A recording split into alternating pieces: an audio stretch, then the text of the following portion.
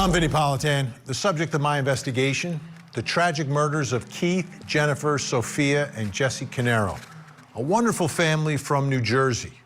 The accused is Paul Caneiro, Keith's brother, who prosecutors say was stealing money from his brother. And when he got caught, he took out his brother's whole family. Here's the story. The case against Paul Caneiro unfolds like a nightmare born inside a family feud. Prosecutors allege that in April of 2018, Paul drove to his brother Keith's house where he murdered Keith, then killed his wife, then stabbed his children before setting the house on fire. Investigators say the crimes were deliberate, methodical, and fueled by resentment and a conflict between the brothers about money.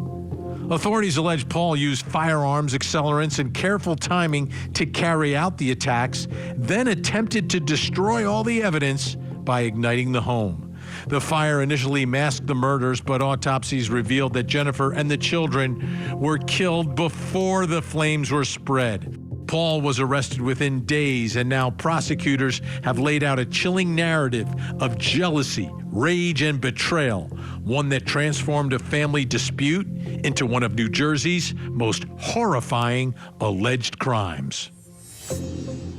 Now remember, this case involves actually two separate fires. You've got one fire at the defendant Paul Caneiro's home, and that's the first one where firefighters and emergency personnel respond to. And in that case, the fire seemed to be set in several locations, and the entire family got out unscathed, right? They got out. Paul Caneiro had a little issue with his, I think his left hand, but other than that, no one was really injured or hurt in that fire. Hours later, in the same day, a fire is discovered at his brother's home, Keith, who lives in another town. Much bigger house, and because the flames have been simmering for quite some time, a much bigger fire. I want you to take a listen to some of you'll hear the voice of the neighbor and the firefighter who were there at the scene, and I want you to have an idea of what it was like at the fire at Keith Caneiro's home that morning where the 4 bodies were found. Take a look, take a listen. And what happened when you opened the door? There was very thick clouds of smoke coming from the inside. What did you do then? I yelled to see if anybody was inside. Nobody responded. The clouds were so thick I couldn't even enter. So I went back to my car and called 911. Okay, fire. Where? Willowbrook Lane, Willowbrook Road. What's the address? Okay, what's the address? I think it's 40, I don't know, I think it's 44 Willowbrook. What's on fire? What is on fire? The house. Where do you see flames coming from? I see the smoke from behind. I pulled out my neighbors from behind me. I opened the door, and there is smoke's coming out, and there's a person laying down. Where are they laying down? On Can the you get over? property. Can you get over In to front them? of the house. All right, get over Yes, to I'm coming over. Okay. Oh my God, there's blood here.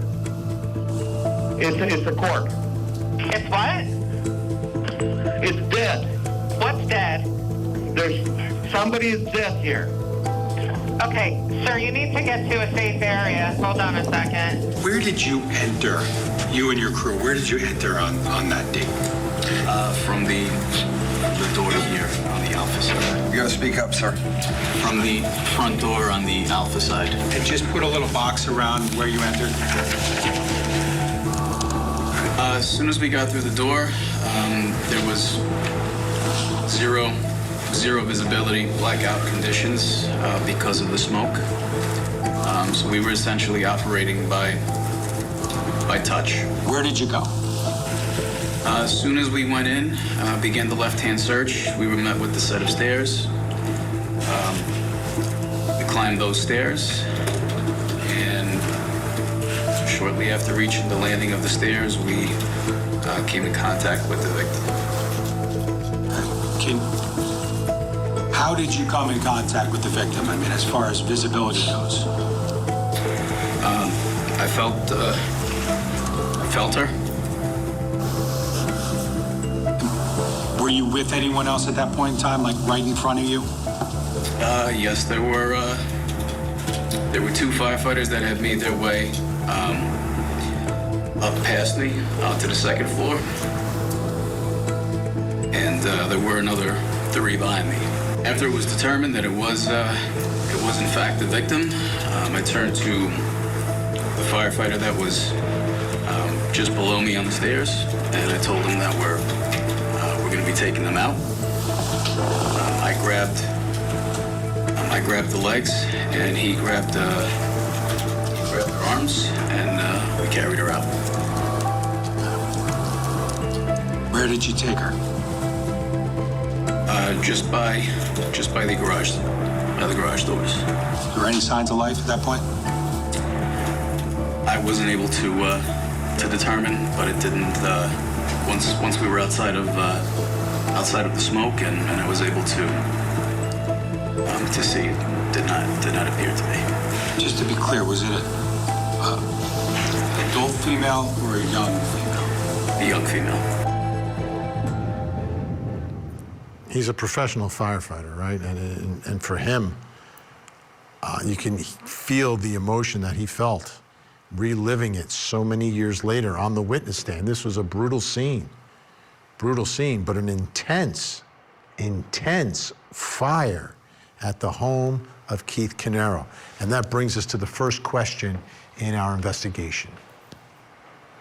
What does the scene at Keith Caneiro's house reveal? I mean, this huge house, completely filled with smoke and flames and bodies. Joining me, New Jersey criminal defense attorney, former prosecutor Al Wunsch III, and retired FBI agent Stuart Fillmore. Stuart, I'll begin with you. From your perspective, coming upon this scene and the intensity of this fire, what does it reveal to you? Well, clearly, I think what it is someone is trying to hide a murder and make it look like they died in a fire, probably not thinking or realizing that, an autopsy, despite maybe some fire damage, would more than likely reveal, something deeper here. Al, from your perspective, what does this scene reveal to you? It shows revenge. It shows anger. It shows that, if he was trying to set this up as a mob hit, or the Russian mob or the Italian mob coming in, that it was a scorched earth policy for them, that they were so upset with the Caneiros that they not only executed him in the front lawn, but then they executed his daughter, his son, and his wife, and then set the fire so that there was nothing left. So it demonstrates that this was a crime that was thought out to demonstrate how horrible and vicious it was. So he could turn around and say, I would never do something like that, but the mob would. Stuart, when you have a fire this level, this intensity at the scene, how much does it impede your ability to get the type of evidence you could usually get? Well, Vinny, I never really did fire investigation, but I have friends that have done it in the ATF, and so I've been on the periphery of it, and it's amazing what things can be gleaned from a fire scene. To me, or to just a regular person, you would think, well, there's just nothing there; everything's destroyed. But the true investigators that know what they're looking for, it can tell a lot. Again, I think this was just a matter of time before this was found out. Al, the fact that this fire is so expansive, like the house is enormous, right? Like it's an enormous, beautiful home. But the fact that the house is so consumed in smoke and flames, to me, is an important part of the timeline of this case. Well, it is. It also, it's interesting because it does buy him more time. The fact that no one found out that this house was on fire until, you know, sizably after the fire had already consumed a lot of the house. It's, you know, it gives him time to get away, gives him time to get to his house, gets him time to set his fire, and then go from there. And then, oh my God, there was also a fire at my brother's house? Man, what are the odds? I mean, this bought him time. And, you know, what you said about, you know, the investigations on the fire and stuff, they know where the fire started in this house. So, I mean, there are so many clues that come, even that flames cannot destroy, when you've got experts at the level, you know, like our fellow FBI officer over there and stuff like that, that know what they're doing, that, you know, it tells many tales. But this one bought him time, which is definitely helpful with him getting away without anyone seeing him, or without him, you know, getting there and then, you know, they're already found the house and he's not home yet. So I think it was you know, it was absolutely a gratuitous act towards him with regards to how he was able to get away in time. And Stuart, the other part of this, and I think this relates to your first answer tonight, which is that it doesn't seem like it's a professional job that was done here. Yeah, exactly. But, you know, to me, there's some similarities here to the Alec Murdaugh case in South Carolina, you know, where he used 2 different guns to make it appear that there were, you know, potentially 2 suspects. They used a shotgun and a rifle. Well, here you use a pistol, and I think the wife and the children were stabbed to death. And then he tries to cover that up with a fire, and then he sets a fire at his own house. Again, all this is, you know, is somewhat amateurish, I guess, to try to make this set up to look like, you know, that there's 2 people and that he himself is not involved. Because, oh my goodness, there's a fire at his house as well. So, you know, the brothers seem to be under attack, if, you know, just looking at it on the surface. Yeah, that Murdaugh comparison, we've been talking a lot about that. Each night as we take a look at this story in this case, it does. There are so many common denominators here. And ultimately, we know what happened with Alec Murdaugh. We'll see what happens with Paul Caneiro. We've got more to get to. Al and Stuart are staying with us. Coming up next, did the killer act alone? The defendant pointed that loaded handgun at his brother, and he pulled the trigger 6 times. 5 of those shots hit Keith. Did an affair lead to double murder? The Commonwealth's Attorney's Office has secured an indictment against Brandon Banfield for the murder of his wife, Christine, and the murder of Mr. Ryan. Prosecutors allege the defendant planned to run away with the family's au pair. So he killed his wife and another man. He was saying, I'm gonna kill her, I'm gonna kill her. It's a case of sex, lies, and deadly deception. The Au Pair Affair murder trial. Live coverage weekday mornings on Court TV. He stabbed his nephew, Jesse, multiple times in his upper body and threw his arm into his chest. And he stabbed his niece, Sophia, 17 times over her entire 45-pound body, including deep stab wounds in her face and the top of her head. The brutality of this quadruple murder. Unbelievable. And you think that would be Uncle Paul killing this little girl, stabbing a little girl 17 times? Unreal. Now, let's take you back to the scene. We're taking you back to Keith Caneiro's house, and I'm going to show you a picture in just a second. You don't see his body, but you're going to see the sheet covering his body. It's Keith Caneiro, and I want you to pay close attention to where he is located. Let's take a look at that photo now. You can see he's outside of the house. He's not inside. And from the beginning of this case, and there he is again now under a red tarp after they cover the white sheet up. From the beginning of this case, the big question was, well, how and why was Keith Caneiro outside?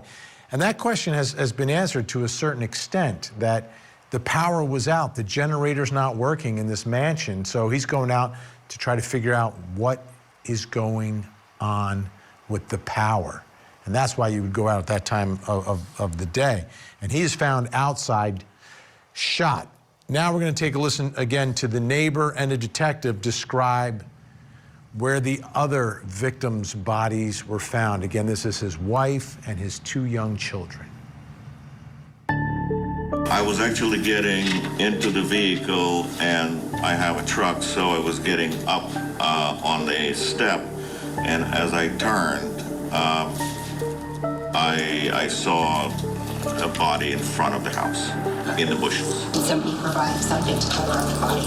I believe we got a sheet from the first aid squad to cover him. And then after that, was there something else? Red tarp was put on top of it. Did you do anything at that point to check Pete's body? Yes, I rolled him over to check to see if he was deceased. He was pulseless and breathless. There was a red blood, what I believe to be blood, solidified underneath him. What, if any, other information did you learn about the inside of 15 Willowbrook Road? That there were additional deceased victims inside the house. Okay, and specifically where were those additional deceased victims located? One was in the kitchen, one was next to the staircase, and one was on the landing of the staircase. When you say the landing of a staircase, can you be more specific? The staircase going from the first floor to the second floor, there was a deceased victim on the floor prior to the steps, and at the halfway point, there's a landing connecting the staircases. The boy was brought out, also partially clothed. He had wounds on him as well, possibly stab wounds. And then an adult female was brought out of the residence. She was burned very, very badly, full thickness burns to see muscle structure on her body. Each one of these witnesses, I mean, this was brutal. It's impacting seasoned detectives and firefighters going through what they found inside that home. Let's go through it so you understand where everyone was found and how they were killed at the Caneiro home. First, we begin with Keith. Keith was found outside in the yard, described in the bushes there, shot once in the lower back, shot 4 times in the head. His wife, Jennifer, found on the first floor stairs leading to the basement, stabbed multiple times in the torso, but also shot in the head. Little Jessie. Oh, we have Sophia first. Little Sophia. Found on the landing of the stairs between the first and second floors, stabbed multiple times. And finally, little Jessie. Found in the kitchen, also stabbed multiple times. So all 4 victims are in different places, 2 different weapons. Brings us to the next question in our investigation. Did the killer act alone? Still with me, New Jersey Attorney Al Wunsch III and retired FBI agent Stuart Fillmore. Stuart, I know you have strong opinions on this one. What are your thoughts here? Did this killer act alone? Is it even possible to have tracked down all 4 people inside this, outside and inside this home and murdered them the way they were murdered? Well, since if we assume or presume that Paul was the murderer, the killer, Jennifer and the children would have known him, and it might, it might have given Paul rather enough opportunity to, because they're probably in a state of shock. This is Uncle Paul, and just trying to figure out what's going on, and that gives him enough time to shoot or kill. Certainly, it seems that Jennifer was shot in the head and then stabbed, and then the kids are stabbed. It wouldn't have been that hard to overcome the children. So the answer, Vinny, is yes. I mean, one person could have easily done this, especially since he knew them. Yeah, that's a great point, Stuart. Al, I mean, being able to gain trust. If you're a stranger going in that house and someone sees you, they may head in the other direction, but if someone sees a familiar face and there's commotion, they may actually stay or even approach. Al, what are your thoughts here? Did this killer act alone? He had to have acted alone. I mean, look, the gunshots in and of itself would have had caused somebody to, move which is, I think, where the wife was going. All right, coming down, she hears the shots. Okay, then she sees Paul. Paul takes her out. The kids are going to she may have screamed. The kids instinctively going to run towards the scream. They see Uncle Paul there, and then he's able to get them and take care of them also in the most horrendous of ways. I don't think there was another person. If there was another person in this, I mean, even though, the neighbors of Paul said that they saw two people, I think it was two, around 4 a.m. by his house and looking in the backyard and everything else along those lines. But it wasn't until this point in time that they all of a sudden brought up the plan B of the baby brother being somehow involved in this, because he would also have made out well if the entire family was executed. And nothing else had been said about that. And you know what? Guys don't do this unless they're going to get paid. And they did a complete, proctoscope of every dollar that he had, and no money was paid out other than to the Gamad, okay, which they found, and that was it. So they didn't see any large sums going to somebody who would have been an accomplice, and no one's going to do that kind of work for free. So they had to have something that would have linked it. It's definitely by himself, and that's it. Okay, I just have to translate your New Jersey for the folks at home, Al. When you say Gamad, that would be Paul Caneiro's kept woman or girlfriend or mistress for folks. Side piece. Yeah. We call it in Jersey, side piece. Well, for folks in other parts of the country. So Stuart, I want to get back to what you're saying about Murdoch. Do you believe that was the plan here, was to make this look like more than one killer did what happened to Keith Caneiro's family? Yeah, I mean, to me, that's almost exactly what happened. Almost as if maybe he just tried to recreate that in his own way. The one thing that gives me pause, though, is the neighbor at Paul's house that said she saw two men wearing black baseball caps, I think. That is an interesting little piece of testimony there that makes you think, is it possible? Because it was actually Paul that threw out the possibility that the police had never investigated the brother, the third brother. And is it ironically, maybe did that brother help? Maybe he didn't get any payments, but maybe there's something to glean from Keith's death on the other end. So I think he acted alone. I think he set it up just like the Murdoch thing, using different weapons to make it look like there's two different people, and then just try to cover it all up with a fire. The fire wasn't involved in the Murdoch case, but it's very, very similar, and I think he did act alone. All right, big thanks, Stuart Fillmore, Al Wunsch III. Great to see you both. Appreciate it. Still to come, did Keith Caneiro have any idea what was about to happen?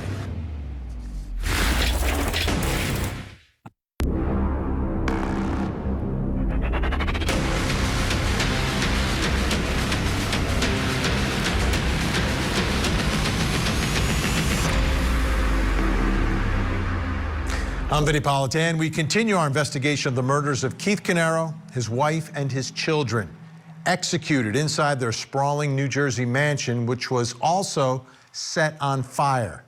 It was a brutal scene of a brutal crime. Here's the story.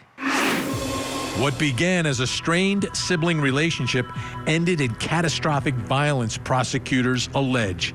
Paul Caneiro is accused of traveling to his brother Keith's home, shooting him, murdering his wife and their two children before setting the house on fire. Investigators say the fire was meant to erase the crime, but instead actually revealed it. Firefighters discovered the family inside, and medical examiners later determined the victims were dead before the flames consumed the house.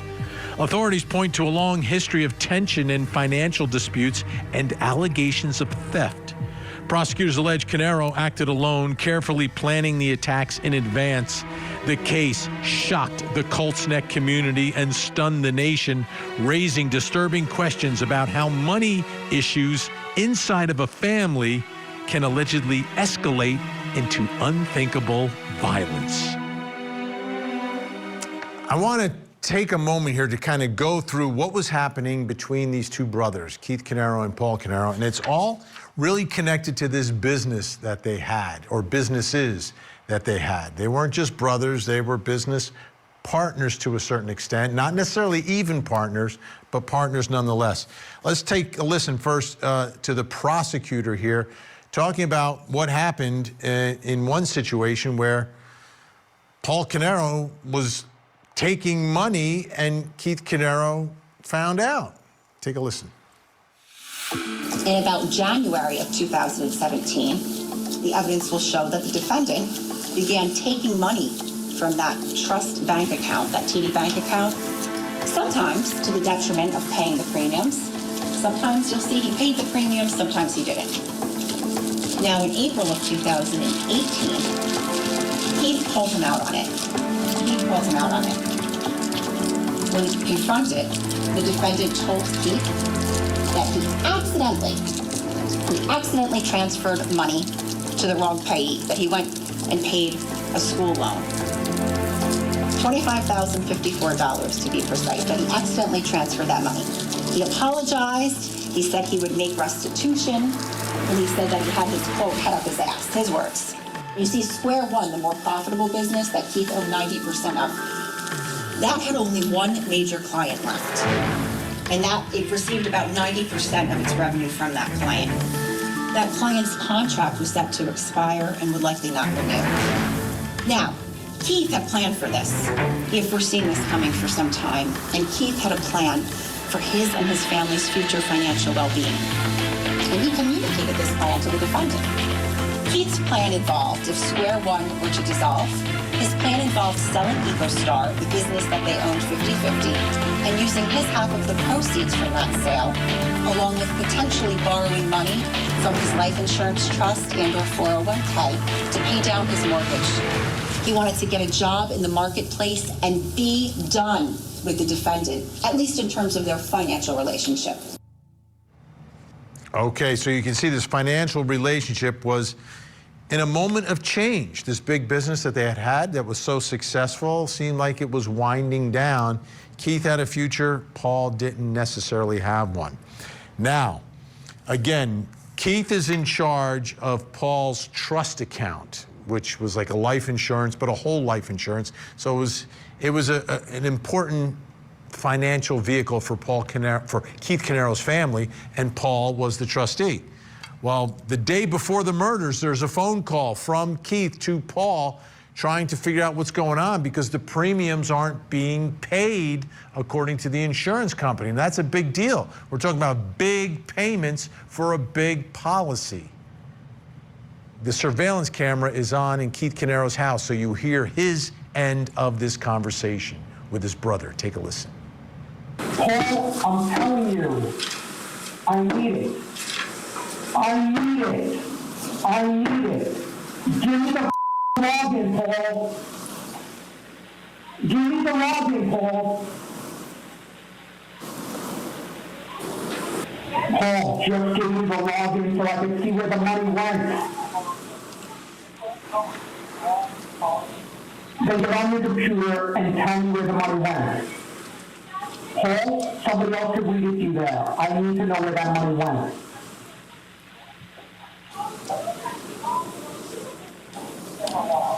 What's a little while, Paul? I understand you're saying you need to wake the up, Paul. Paul, I'm telling you, I just spent half a day looking for this. I need to know where it went. Paul.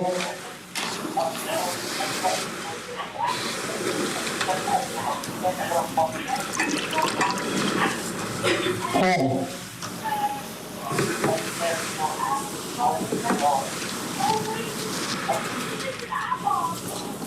Are you sure it went to the right place this time? You have cash checks? You have cash checks?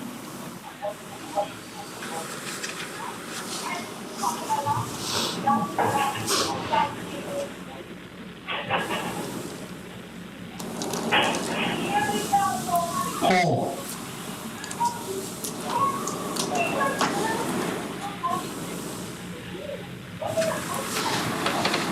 I hear what you're saying. Paul, I'm worried. I need to know where it went. All right, an hour or two. An hour or two. An hour or two, Paul. 7:30 o'clock. And you know, I'm listening at the tone of the conversation, right? And it seems like there's still that. So there's an explanation, Paul, for this? Like he's giving his brother an opportunity, it seems. It's not like he's pointing the finger at him saying, you're dead to me. It's not happening there.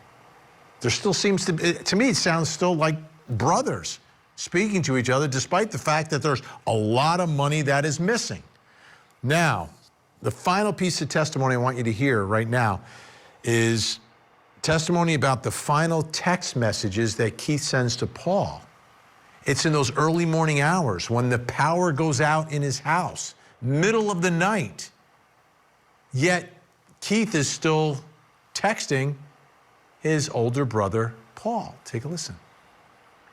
Between 3:14 and 3:18 a.m., a series of 4 text messages were sent from Keith Caneiro's cell phone to his brother's cell phone, advising that his power was out, that he'd gone into the basement. The last text message being sent at 3:18 a.m. stating, going outside to check the generator. He advised me that his brother, Keith, had sent him some text messages during the overnight hours. Okay. Did he specifically say anything about the number of text messages that he received from Keith? He had received 4 text messages, he stated. And what, if any, concerns about those text messages did the defendant express to you? He had wished he had heard them. Is that what he said? Yes.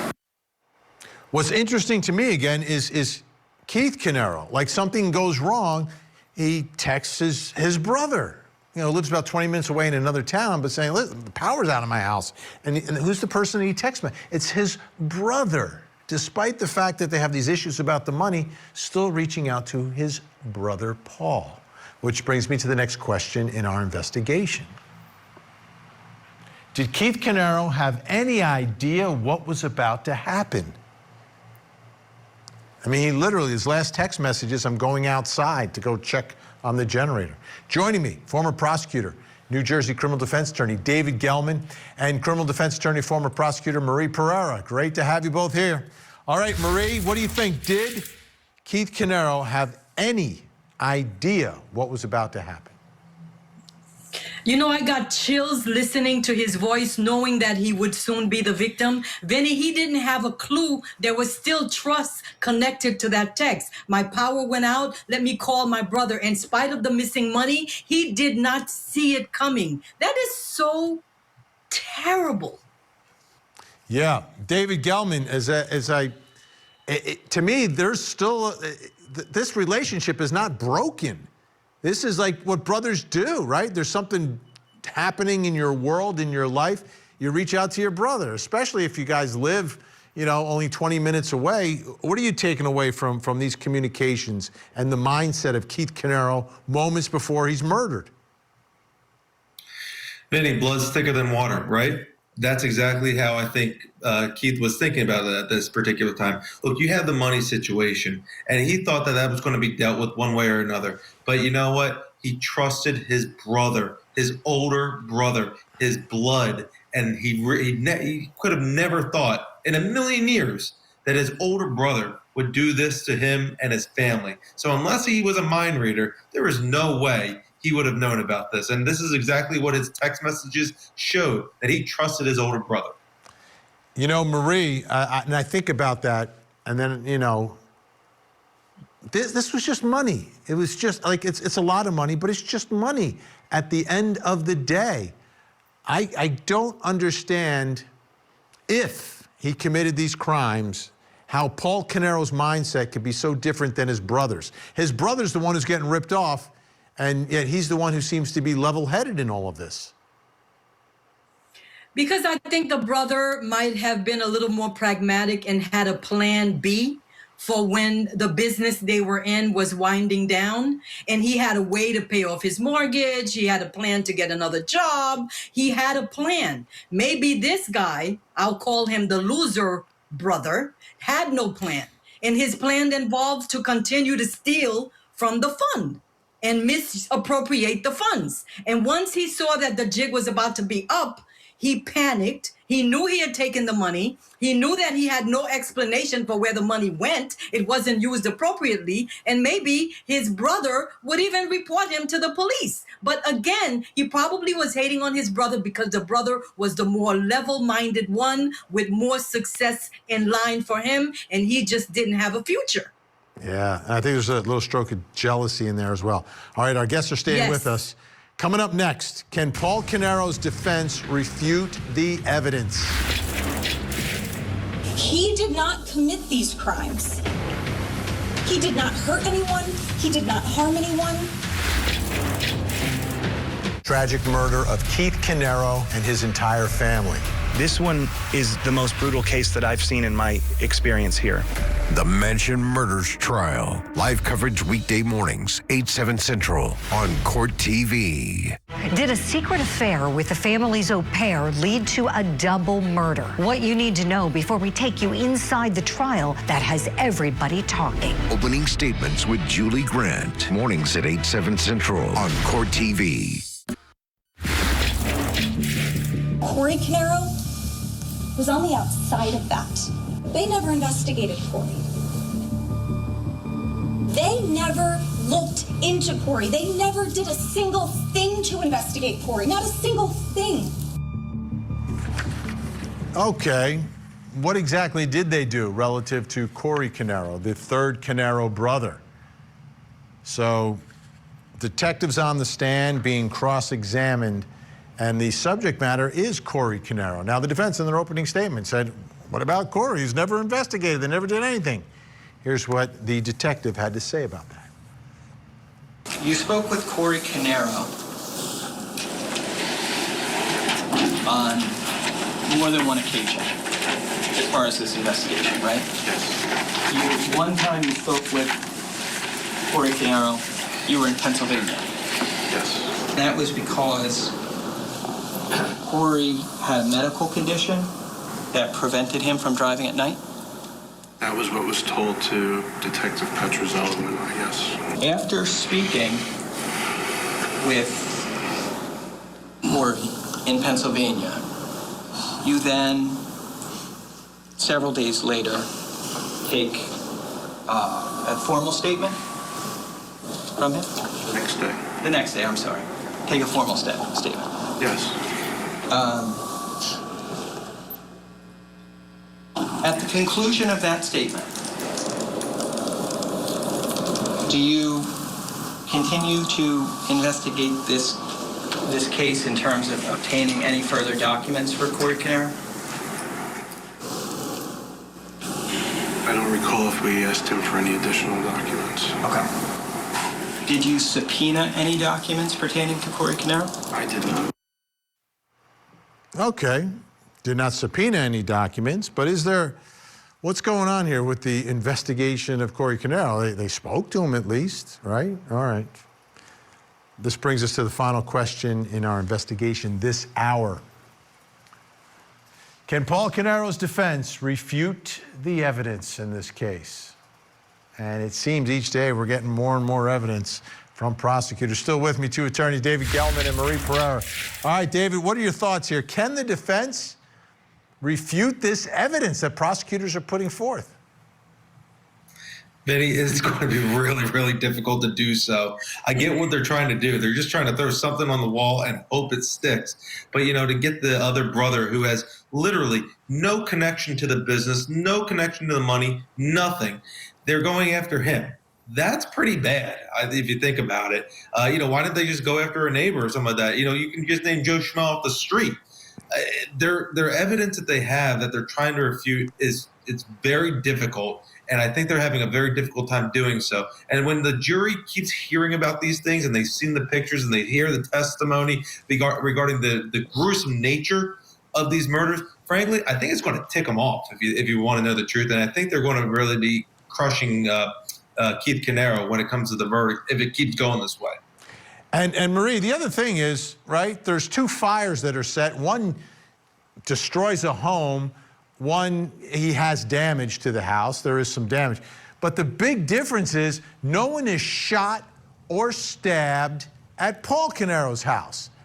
But Keith is shot, Jennifer is shot and stabbed, and the kids are stabbed. So there's a huge difference in, if it was Corey Caneiro, in the way he treated one brother versus the other.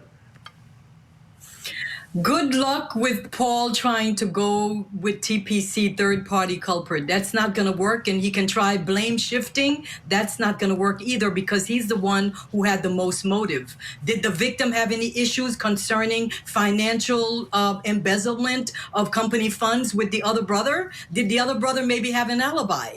They can't tell the police who to look for, but they can try to throw everything against the wall to create that one little reasonable doubt.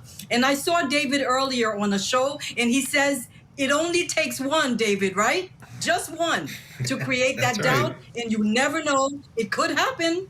I'm a big fan of yours, by the way. There we go. Fantastic. So David, to me, that difference in what happened to one family versus the other, if it's a third party, why would they treat one family different than the other and not kill all the members of that household also? It's a really good question. And also, can I have my co-panelists on more often with me? Sure, yeah. I love this. I think we have a connection.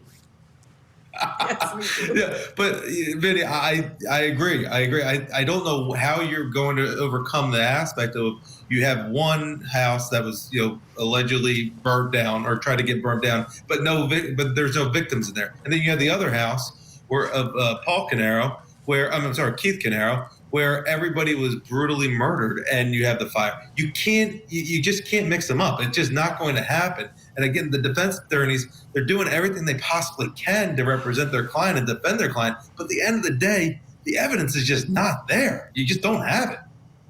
So, Marie, does this now put Paul Caneiro in a corner where he needs to get up on the witness stand and try to convince one or more? He may have to do it, especially they found a little bit of trace evidence in his house that was connected to the crime. They found some shell casings and they found gloves that really, okay, what was that all about? This could be a situation where it's a nothing to lose type defense. I call it NTL, where if there's nothing to save you, why not just take the stand? And like my co-panelist says, it only takes one to get a mistrial, some reasonable doubt. You never know. Yeah, and that's, we have about 15 seconds left here, David, and that's where you could get evidence about Corey in through Paul. Yeah, look, I agree. You might as well take the stand. Normally, a defense attorney would never say to take the stand. But in this situation, you got to throw up your Hail Mary and pray that you just get one juror to believe you. David Gelman, Marie Pereira, we're going to wait for the audience results if you're going to be matched up again together, but thank you so much for being on tonight. Great to see you. All right, the evidence in this case is building against Paul Caneiro. The prosecution doing a nice job of laying out the case. But this is New Jersey, the state I practiced in trials, they just take a little longer there. There's no rush to get through the case, and jurors understand that. The question is, will the defense have any of their own evidence to share with this jury when it's their turn? I'm Vinnie Politan. We'll keep digging for answers as the investigation continues.